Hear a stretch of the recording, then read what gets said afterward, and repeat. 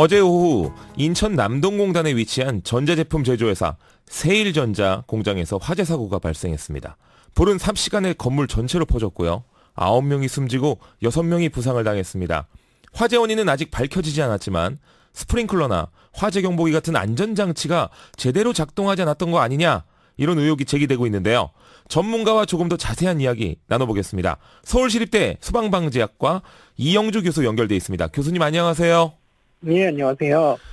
예. 어제 저녁 화재 소식에 많은 분들이 안타까워하셨을 텐데요. 그 기사를 보니까 공장 4층 천장에서 처음 불이 났다고요. 예, 오늘 예. 현장 감식도 시작했다는데 화재 원인이 나왔습니까? 오늘 오전부터 합동 감식이 이제 진행이 되고 있는데요. 네. 생각보다 조금 시간이 걸리는 모양이에요. 그래서 아마 내일까지 계속 진행을 한다고 현재 밝힌 상황인데요. 네. 지금 합동 감식팀은 지금 이제 최초 발화 지점으로 추정되고 있는 4층 그 중앙부 패널 검사룸 이쪽을 중심으로 해서 현장 감식을 진행하고 있는 모양입니다. 그래서 아마 내일 정도쯤이면 대략 어느 정도 화재 원인이라든지 또 피해 확대 요인 이런 것들에 대한 파악은 가능할 것으로 지금 예상하고 있습니다. 그렇군요.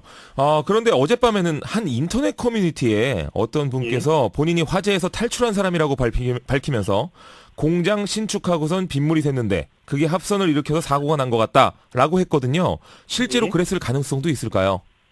예, 지금까지 알려진 바에 의하면은 4층 천정부에서 최초 발화가 되었다, 이런 이제 진술들이 있는데요. 네. 이런 내용이 사실이라고 한다면 천장 상부, 그러니까 실링 상부에서 화재가 발생할 수 있는 요인 중에 전기적인 요인 이런 부분들은 충분히 가능성이 있다고 볼 수가 있는데요. 네. 다만 이제 이 천장 내부에서 전기적 요인이 이제 화재 원인이 발생한 게 이제 누수에 의한 합선인지 이거에 대한 여부는 조금 더 자세한 현장 감식 결과를 봐야 될 것 같거든요. 예. 실제로 이제 누수가 발생을 했다 하더라도 반드시 이것이 이제 합선으로 연결되는 것은 아니기 때문에요. 아직까지는 쉽게 단정하기는 조금 이른 것 같습니다. 네. 화재 원인뿐 아니라 불길을 키운 원인에 대해서도 다양한 가능성이 제기되더라고요. 먼저 네. 샌드위치 패널로 된 공장 구조가 문제였다, 뭐 이런 이야기가 많이 나와요. 이 샌드위치 패널이라는 게 도대체 뭡니까? 예, 뭐 많이들 이제 알고 계실 텐데요. 예. 사실 이제 벽체와 단열재가 복합돼서 하나의 이제 판으로 형성된 패널로 형성된 건축 자재인데요. 이전까지 매우 이제 실용성이 높은 재료라서 많이들 사용을 하고 있는데요. 네. 쉽게 설명드리면 이제 철판 사이에 그 스티로폼과 같은 이제 단열재 심재가 들어있는 이 판넬 형태로 되어 있는데 예. 이게 이제 마치 샌드위치처럼 이렇게 이제 그 형태가 되어 있다고 해서 샌드위치 패널로 많이 불리고 있는데요. 네. 사실은 건축에 이제 뭐 기능적으로는 뭐 시공성이라든지 뭐 단열성 또 경제성 이런 측면에서는 아주 매우 우수한 이런 재료이기 때문에 사실은 뭐 창고라든지 간이 건축물 또 혹은 이제 공장 이런 데는 매우 굉장히 많이 사용을 하고 있거든요. 예. 다만 이제 이런 좋은 건축적인 우수성이 있음에도 불구하고 사실은 화재에 굉장히 취약한 이런 재료로 이렇게 이제 지금 인식되고 있는데요. 네. 이게 사실은 그 샌드위치 패널 안에 있는 그 스티로폼 심재에 이제 불이 붙는 경우에 굉장히 빨리 연소가 되고 또 아이고. 유독가스도 굉장히 많이 발생을 하고 네. 또 철판으로 바깥이 둘러싸여 있기 때문에요. 물을 뿌려도 그 안쪽에서 난 불을 끄기가 굉장히 어려운 이런 화재의 취약성이 있습니다. 예, 그 청취자분들도 그런 게 불에 잘 타는 재료라고 하시는데 그게 불법은 아닌가요? 그걸 쓰는 게? 예, 실제로 이전까지는 이러한 건축적 우수성 때문에요. 상당히 많이 사용이 되어 있었고 합법적으로 사용이 되어 왔었습니다. 다만 이제 샌드위치 패널로 인한 화재 그리고 화재 확대로 인한 피해가 굉장히 커짐에 따라서 2000년대 중반 이후부터는 이 샌드위치 패널의 사용에 대한 제한이라든지 또 이 심재에 대한 어떤 가연성 재료의 제한이라든지 이런 것들을 지금 규제를 강화해서 하고 있는데요. 네. 다만 이제 이전에 이런 법규가 강화되기 이전에 이제 이 지어진 건축물들은 여전히 이 심재 부분이 굉장히 잘 타는 소재로 되어 있는 위험성을 내포하고 있는 거죠. 알겠습니다. 그런데 교수님, 이게 불이 네. 나서 신고가 접수된 지 4분 만에 소방차가 현장에 도착을 했어요. 예. 그렇게 빨리 도착했는데도 이 불길이 많이 번진 상태라고 했거든요. 이게 네. 아무래도 그것 때문에 불이 이렇게 빨리 번졌을까요? 제가 보기에는 물론 샌드위치 패널로 연소 확대가 되면서 빠르게 또 연기가 더 많이 났던 것들은 사실이지만 네. 지금까지 정황을 보면 4분 이내에 출동을 했을 때도 이미 화염이 확산이 됐다면요. 네. 아마도 제가 보기에는 신고하는 또 아니면 제실자들이 화재 상황을 인지한 시점에 예. 이미 그 천정 내부에서 상당 부분 화재가 진행이 됐었던 것으로 보이거든요. 아하. 네, 그래서 이미 인지해서 신고한 시점에는 상당 많은 부분의 연소가 이루어져서 굉장히 많은 유독가스라든지 이런 부분들이 확대된 그런 상황이었을 걸로 이렇게 이제 예상을 하고 있습니다. 아니 뭐 방화문이 뭐 제대로 기능을 하든지 아니면 뭐 스프링클러가 나오든지 이래야 되는데 거의 작동을 하나도 안 한 것 같아요. 어떻게 이럴 수가 있습니까? 이게 화재 경보기도 안 울렸다는 것 같던데. 지금 이제 뭐 거기 현장에 계셨던 분들 말에 의하면 스프링클러가 터지지 않았다라는 네. 이제 말씀들을 하고 계신데요.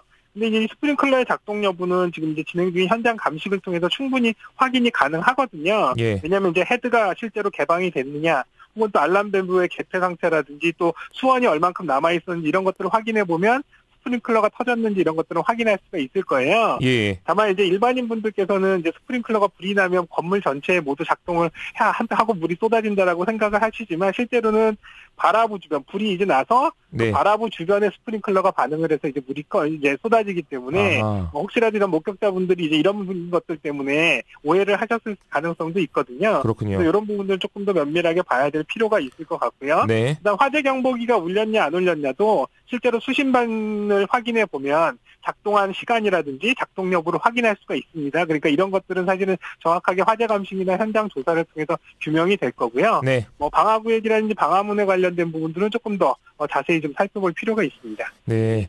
그 오늘 화재 사고 유족분들께서 그 네. 4층 건물에 인화성 물질인 시너가 있어서 불길이 더 빨리 번졌다는 의혹을 제기하셨어요.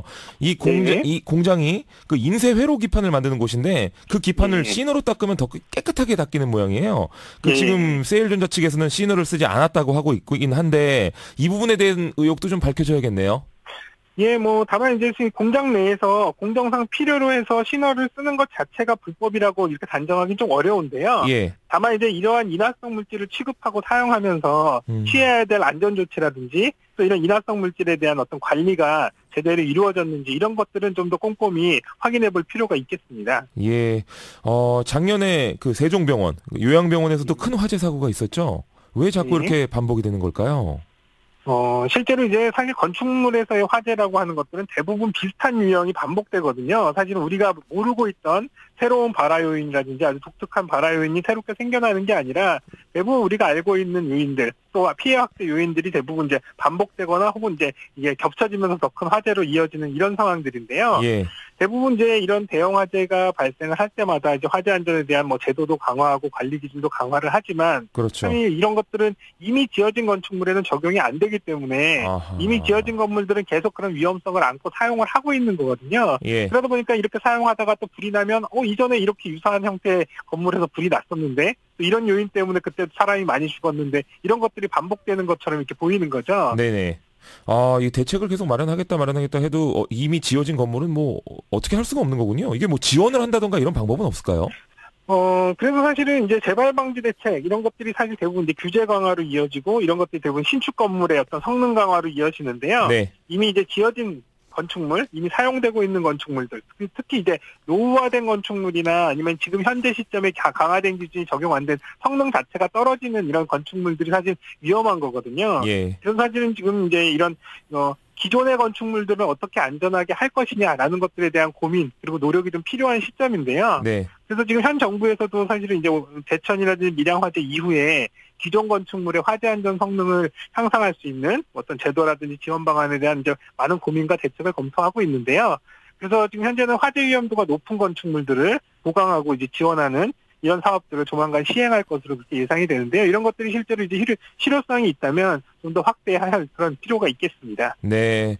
그 청취자분 중에 이름은 91단위로님께서 빨리 지으면 그만큼 돈이 적게 들죠 하면서 이게 뭔가 빨리 짓는 이런 행태에 대해서 조금 비판하셨네요. 네. 그 생명이 우선시되는 한국이 됐으면 좋겠다라고 청취자분들께서 반응을 하고 계십니다.